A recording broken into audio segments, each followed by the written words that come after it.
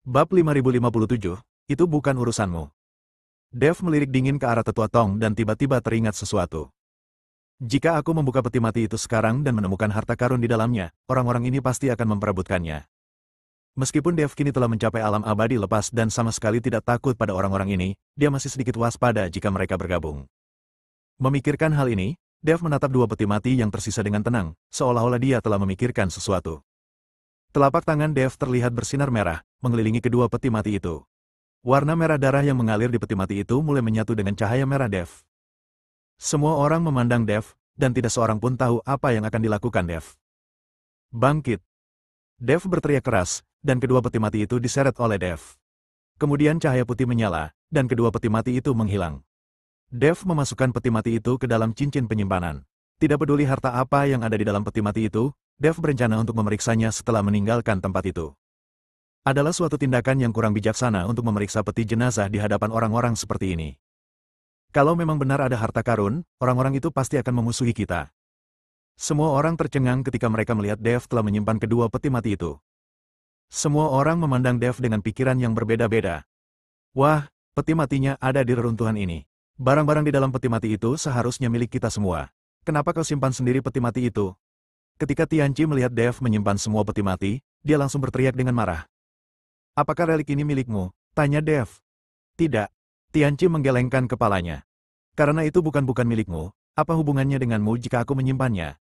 Dev tidak lagi takut pada Tianqi. Jika pertarungan sesungguhnya terjadi, Tianqi tidak akan sebanding dengan Dev. Tianqi tercengang. Dia tidak menyangka bahwa Dev, yang tadinya begitu menghormatinya, kini akan menjadi begitu sombong. Wah, kamu bicara padaku. Tianqi bertanya dengan tidak percaya. Saya sedang berbicara dengan anjing. Dev tersenyum. Ketika wanita berpakaian putih itu mendengar ini, dia tertawa terbahak-bahak. Mo Qingyun juga tersenyum sambil menutup mulutnya dengan tangan. Mata Tianqi membelalak, dan dia langsung marah. Nak, kamu cari mati saja. Setelah mengatakan itu, Tianqi langsung menyerang Dev. Tianqi menyerang dengan marah, dan aura tingkat kelima dari negeri dongeng yang tersebar meledak, mengguncang seluruh ruang reruntuhan. Cahaya keemasan bersinar di sekelilingnya, sama menyilaukannya dengan terik matahari. Setiap kali dia melangkah, retakan seperti jaring laba-laba muncul di tanah.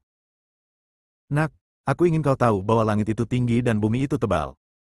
Cahaya keemasan yang cemerlang terkondensasi di telapak tangannya dan berubah menjadi tombak emas sepanjang 3 meter. Ujung tombak itu memancarkan ujung yang tajam dan menusuk tenggorokan Dev. Seni bela diri unik Pavilion Tianyuan, tombak pemecah langit. Ketika senjata itu ditusukkan keluar, ruang menjadi sedikit terdistorsi, dan kemanapun ujung senjata itu lewat, udara terkoyak disertai ledakan keras. Tombak itu sekuat naga, dengan kekuatan yang dapat menghancurkan apa saja yang ada di jalurnya, cukup untuk membunuh seorang kultivator tingkat 6 biasa di alam abadi dalam hitungan detik. Dev, hati-hati!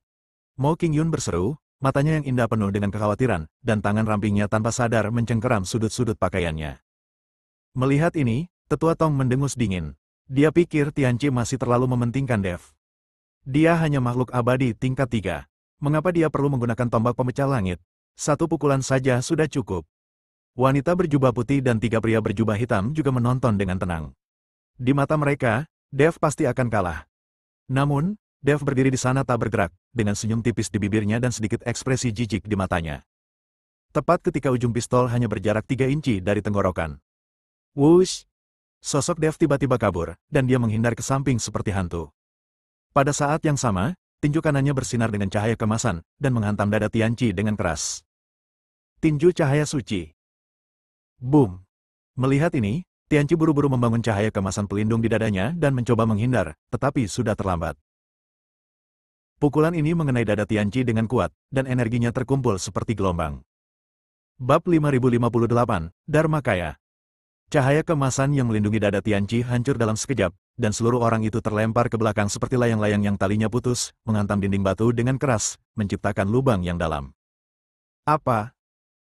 Pupil mata tetua Tong tiba-tiba mengecil dan wajahnya penuh ketidakpercayaan.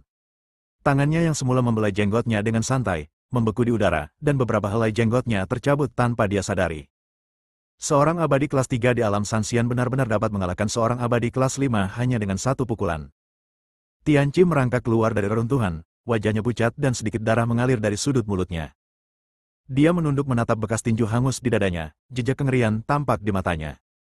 Wanita berjubah putih itu juga tampak ketakutan. Dia tahu kekuatan Tianqi. Pria ini adalah kebanggaan pavilion Tianyuan dan mampu bertarung di atas levelnya. Tianqi yang sekarang sedang bertarung melawan seseorang yang levelnya lebih tinggi, 2 level lebih tinggi dari Dev, namun sekarang dia malah terlempar mundur hanya dengan 1 pukulan dari Dev. Bukankah ini terlalu keterlaluan? Anda harus tahu bahwa Tianqi masih menggunakan senjata, sementara Dev hanya menggunakan tinjunya. Sudah ada celah di sini. Dev tidak menggunakan senjata, dan tampaknya dia mempermalukan Tianqi. Ketika Mo Qingyun melihat bahwa Dev mengalahkan Tianqi hanya dengan 1 pukulan, dia menghela napas lega dan cintanya kepada Dev pun semakin kuat. Wanita mana yang tidak menyukai tipe pria yang terlahir berbakat, kuat dan tampan? Saya punya beberapa keterampilan, tapi sayangnya, itu tidak cukup. Tianqi perlahan berdiri dan berteriak keras. La merasa sangat terhina. Dia adalah putra kesayangan surga di pavilion Tianyuan, dan semua orang mengaguminya. Namun hari ini, dia, seorang abadi kelas 5, dipukuli oleh Dev, seorang abadi kelas 3, sampai dia muntah darah, dan pihak lain bahkan tidak menggunakan senjata apapun. Tianqi memuntahkan seteguk darah, dan cahaya kemasan tiba-tiba melonjak di sekelilingnya. Sebuah bayangan emas tinggi 10 kaki muncul di belakangnya. Itu adalah seorang jenderal perkasa yang mengenakan baju besi emas dan memegang tombak panjang. Matanya seperti kilat dan tekanannya seperti penjara. Tubuh Dharmakaya, Tetua Tong langsung mengerutkan kening saat melihat ini. Saat gambar Dharma muncul, seluruh runtuhan berguncang dan aura surga langsung melonjak, mendekati tingkat ke-6 dari alam abadi yang tersebar. Orang ini gila. Dia baru saja memulai dan sudah menggunakan tubuh dharmanya. Ini sangat berbahaya bagi tubuh. Wanita berjubah putih itu menatap Tianqi yang gila itu dan menggelengkan kepalanya sedikit. Mati. La menyatukan kedua telapak tangannya, dan gambar dharma emas itu bergerak sesuai dengan gerakannya. Sebuah telapak tangan emas raksasa yang menutupi langit dan matahari jatuh dari langit. Garis-garis telapak tangannya terlihat jelas, dan di telapak tangannya terkondensasi karakter segel kuno, Zen, yang menamparkan Dev dengan keras dengan kekuatan untuk menekan segalanya. Telapak tangan penekan setan Tianyuan. Serangan ini sudah menjadi jurus pembunuh terkuat yang diberikan oleh dewa. Sebelum angin telapak tangan tiba, tanah sudah mulai runtuh, dan lempengan batu di bawah kaki Dev hancur inci demi inci. Dev mendongak, sedikit ekspresi serius terpancar di matanya, tetapi dia tidak panik. Dia dengan cepat membentuk segel dengan tangannya, dan semua jenis kekuatan di tubuhnya beredar liar, membentuk pusaran hitam besar di sekelilingnya. Bintang-bintang samar-samar terlihat beredar di pusaran itu, seolah-olah bisa melahap semua kekuatan. Telapak tangan raksasa berwarna emas itu jatuh dengan keras, namun saat menyentuh pusaran hitam, telapak tangannya hancur dan tertelan sedikit demi sedikit. Karakter segel kuno, Zen, bergetar hebat, dan akhirnya pecah menjadi titik-titik cahaya di seluruh langit. Boom! Kekuatan telapak tangan raksasa yang tersisa meledakkan lubang berbentuk telapak tangan sedalam 10 kaki di tanah, dan asap serta debu mengepul ke langit. Ketika asap dan debu menghilang, Dev masih berdiri, tetapi sedikit darah mengalir dari sudut mulutnya dan pakaiannya sedikit robek. Bagaimana mungkin? Tianqi benar-benar terkejut, wajahnya sepucat kertas. Dia menyerang dengan sekuat tenaga, tetapi Dev berhasil menahannya. Sekarang giliranku. Dev menyeka darah dari sudut mulutnya, dan tiba-tiba pedang pembunuh naga muncul di tangannya, dan kekuatan spiritual di tubuhnya meletus seperti gunung berapi. Dengan lambaian pedang pembunuh naga, ribuan bayangan pedang terbang keluar dari tubuh dan saling terkait di udara membentuk jaring pedang. Swiss, Swiss. 10.000 bayangan pedang mengembun dalam sekejap, berubah menjadi pedang raksasa sepanjang ratusan kaki. Ada pola naga berwarna merah darah yang melilit pedang, dan cahaya dingin seperti bintang berada di ujung pedang. Dengan momentum yang membelah langit dan bumi, pedang itu menebas ke arah Tianqi. Tianqi buru-buru mengangkat perisai emas untuk menangkis, namun perisainya terpotong dua oleh pedang. Bab 5059, Pemahaman Singkat. Kekuatan pedang itu tetap tak berkurang, meninggalkan luka di dadanya yang begitu dalam hingga tulangnya dapat terlihat, dan darah pun mengucur keluar. Kalahkan! Seluruh tempat menjadi sunyi senyap. Mo Qingyun membelalakan mata indahnya, sedikit membuka bibir merahnya, dan menatap pemandangan itu dengan tak percaya. Wanita berjubah putih dan 3 lelaki tua berjubah hitam juga merasa ngeri dan mundur beberapa langkah tanpa sadar. Tingkat ketiga alam Sanxian, melampaui 2 tingkat untuk mengalahkan Tianqi. Ini benar-benar menjungkir balikan kognisi mereka. Beraninya kau menyakiti kejeniusan pavilion Tianyuanku. Tetua Tong akhirnya tidak bisa duduk diam lagi dan berteriak, pergilah ke neraka. Dia melompat keluar dan melambaikan tangannya. Puluhan pola susunan emas muncul dan saling terkait di udara untuk membentuk jaring besar, menutupi Dev. Karakter segel kuno berkedip di setiap simpul di internet, memancarkan kekuatan penahan. Formasi besar menyelimuti Dev. Meskipun Rana Elder Tong tidak tinggi, keterampilan formasinya sangat canggih. Justru karena keterampilannya yang luar biasa dalam seni pembentukan, dia mampu mengamankan posisi sebagai sesepuh di Paviliun Tianyuan dan dihormati semua orang. Beranikah kau pamer dalam perangkap belaka? Dev mencibir, dengan cahaya keemasan bersinar di matanya, dan langsung melihat cacat pada formasi itu. Dia mengetukkan ujung jarinya pelan, aliran kekuatan spiritual secara akurat mengenai bagian tengah formasi, dan seluruh jaring itu langsung hancur seperti busa. Apa? Wajah tetua Tong berubah drastis, dan dia terhuyung mundur 2 langkah. Kamu tahu formasi itu?